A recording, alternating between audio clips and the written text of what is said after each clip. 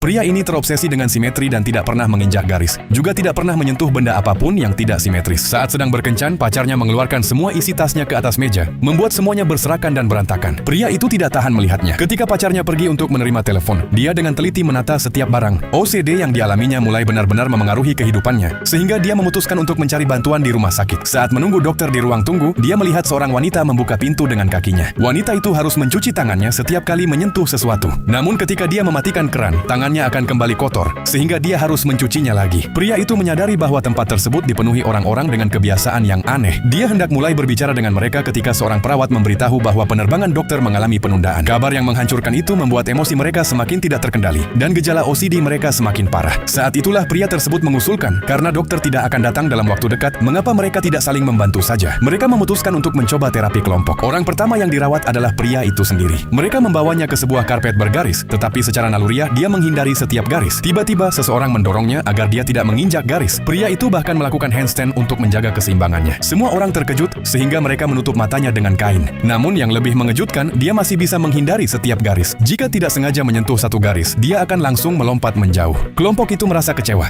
Mereka kemudian beralih merawat wanita tersebut. Mereka membawanya ke kamar mandi dan menyuruhnya menyentuh toilet. Dia memaksa dirinya menggerakkan jarinya semakin dekat ke toilet. Dan tepat ketika semua orang mengira dia akan berhasil, dia justru menarik tangannya kembali. Dia tidak sanggup melakukannya. Kelompok itu kemudian menurunkan tingkat kesulitannya. Cukup menyentuh bagian wastafel yang basah. Mereka bahkan menugaskan seseorang untuk membantunya, tetapi dia tetap tidak mampu menyentuhnya. Karena gagal, semua orang kembali ke ruang tunggu. Tiba-tiba, salah satu anggota mulai merasa tidak enak badan. Pria itu segera menuangkan segelas air untuknya, dan wanita tersebut langsung bergegas memeriksa keadaannya. Saat itulah yang lain menyadari bahwa pria itu telah menginjak sebuah garis, dan wanita itu belum mencuci tangannya. Semua orang sangat gembira. Itu berarti terapi tersebut mulai berhasil.